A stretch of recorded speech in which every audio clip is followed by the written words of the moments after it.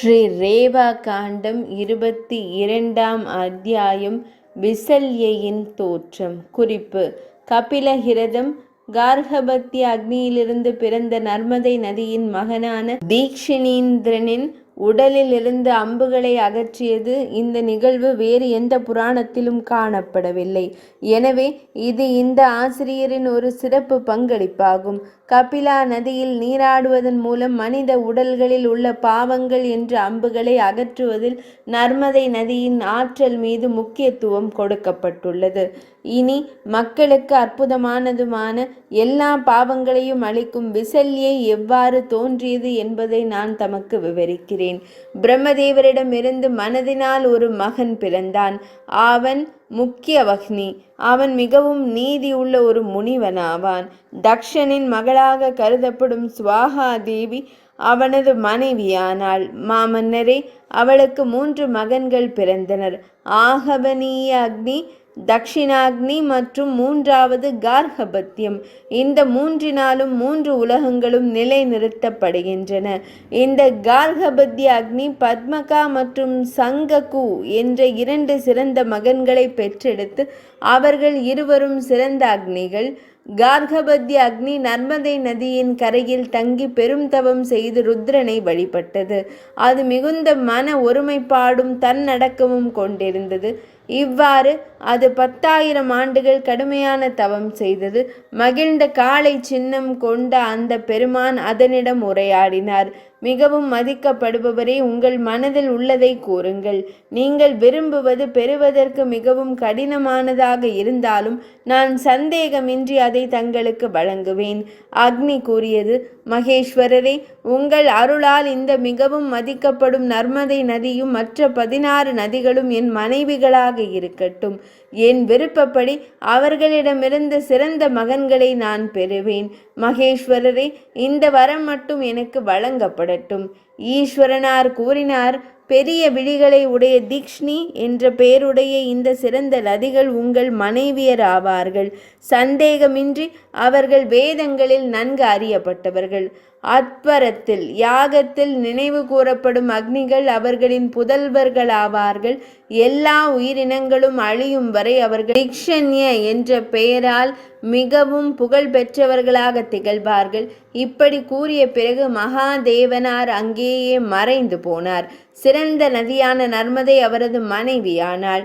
பின்வரும் 16 நதிகளும் முறையாக அவரது மனைவியராக அறிவிக்கப்பட்டன: காவேரி, கிருஷ்ணவேணி, ரேவா, யமுனை, கோதாவரி, விதஸ்தா, சந்திரபாகா, இராவதி, விபாசா, கௌசிகி, சரயு, சத்ருத்ரிகா, சிப்ரா, சரஸ்வதி, ஹ்ராதினி மற்றும் பாவனி. அந்த மிகுந்த ஒளி உடையவன் அக்னிதேவன் தன்னை அந்த திக்ஷிணிகளுக்குள் பிரித்து கொண்டான்.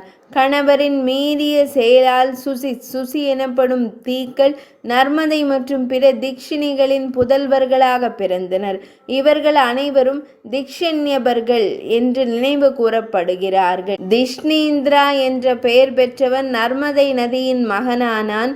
அவன் சக்தி வாய்ந்தவனாகவும் உருவ அழகில் நிகரற்றவனாகவும் இருந்தான். அரசனே, அதன் பின்னர் தேவர்களுக்கும் அசுரர்களுக்கும் இடையே மயிர்கூச்சத்தை ஏற்படுத்தும் ஒரு போர் மூண்டது.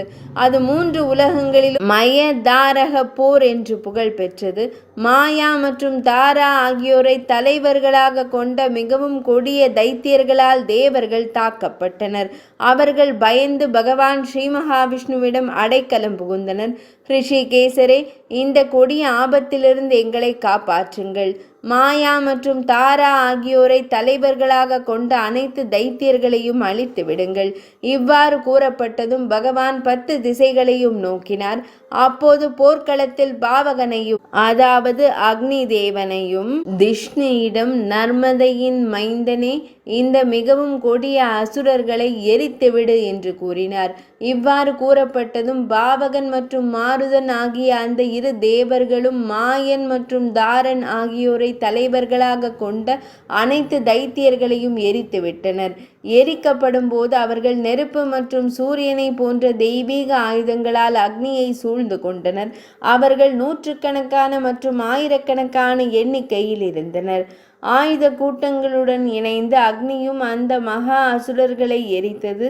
காற்று எல்லாவற்றையும் சுடர் வட்டங்களால் சூழ்ந்தது.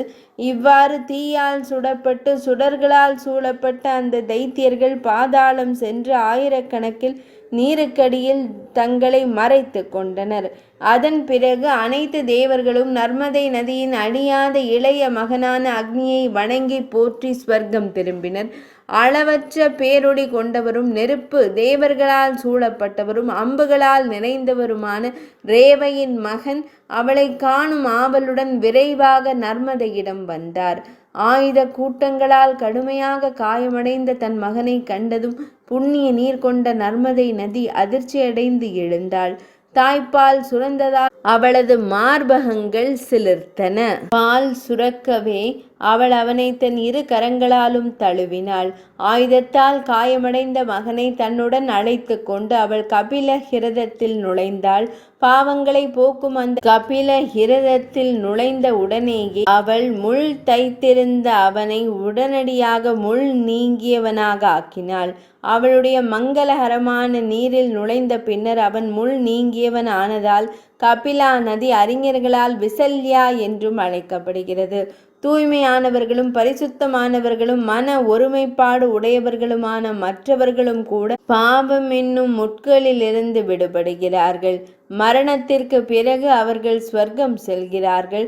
இவ்வாறு மனிதர்களின் தலைவனே விசல்யா நதியின் தோற்றத்திற்கான காரணம் குறித்து தங்களால் முன்னரே கேட்கப்பட்ட அனைத்தும் எடுத்துரைக்கப்பட்டுவிட்டது. 22ஆம் அத்தியாயம் இனிதே நிறைவடைந்தது.